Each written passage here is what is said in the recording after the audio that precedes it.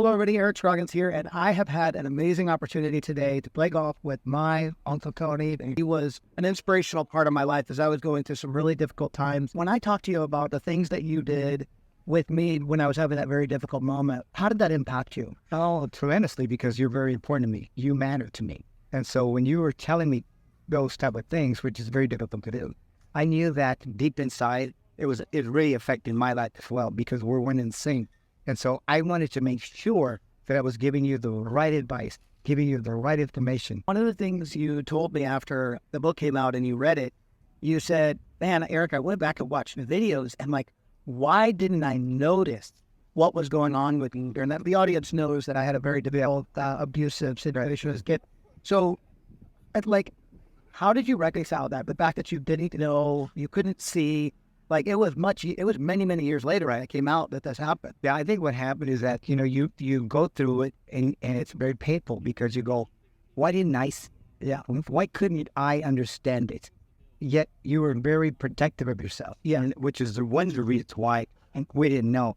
But you feel horrible because you could have said, what if, but you can't live life. What if? Yeah. You have to live life on, what do I know today? How do I improve life today? Yeah. Yeah. One of the things that was so important, when I was doing this at that time, I think I told you this, that it was so weird. I would have an episode with my dad, and it was like you would call me, at that very moment. And I just felt, I just felt this, oh my God, he's like this rescue, this light. It was almost like you had this intuition and knew something was going on because you'd call me and say, hey man, what's going on? I was just thinking about you right after I'd had a I think this is going to sound strange, but I think that because you and I are so close, it's almost like we're twins, and you can sense, you can feel, even though I was, maybe an hour, 2 hours waiting, something told me, call Eric. Yeah, just call him, see how he's doing. Yeah. And it just so happened that I would call you during these times. Yeah. Yeah, I made a podcast, The Art of Overcoming.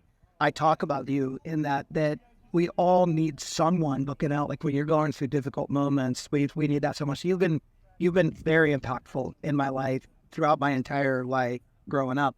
One of the things that you and I joke about is I do a lot of leadership training, a lot of leadership coaching. I speak around the world, and you constantly say I'm stealing these golden nuggets.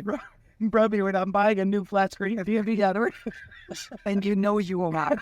You're at a point in your life where you know so much more right now, and so I still try to share as much as I can with you. And I know though that sometimes when I share a little nugget, I go, I know he's going to steal me, so I want to qualify it. You're going to take this, and I know it. I even joked with you. I said, well, if you're not going to do anything with it, I'm going to use it. So as you led, you've had an amazing career. You've done great. You've retired twice in your career. You've led hundreds of people. What is the one thing, if you could pinpoint one thing that's a piece of advice that you just absolutely live by, what is that thing? Being honest and being true to yourself. Or if my mom used to tell me this, she says, if you work hard, love your parents, and treat people fairly, life will be good to you. One thing that I focus on is being honest, being fair, treating people kindly, and absolutely loving them.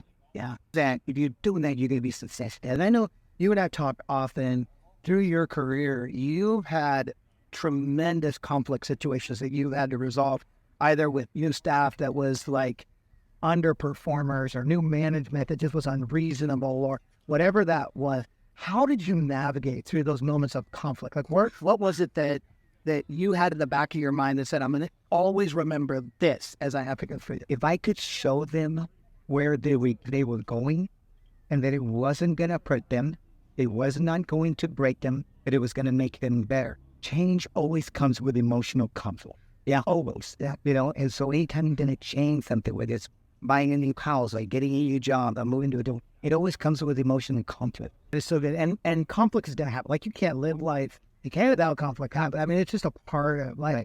I think people get pretty paralyzed and traumatized when conflict happens. And I did the same thing. I realized that there's a way to navigate. And I think if you focus on people winning and not on your own ego, you can navigate those things so easily. You're absolutely right. Because again, we fear what we don't know. Yeah. Right? Yeah. And so, but the only way to know what we don't know is to go through it. Yeah. It's like I tell people, you can't eat your way through it. You can't drink your way through it. You can't argue your way through it. You got to work your way through it. Absolutely.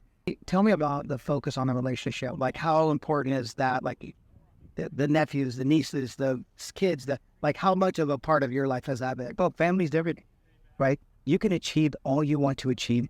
You can be as successful as you want to be. But family is the most important thing in our lives. And you got to remember that, right? You got to make an effort to call someone. You got to make an effort to hug someone. You got to remember to say, oh, it's your birthday. Or if you forgot, sorry that I forgot your birthday. Yeah, that's what's important. Yeah. Well, Tony, I love you so much. I love you too. It's been such a thrill to be able to play golf and beat you today.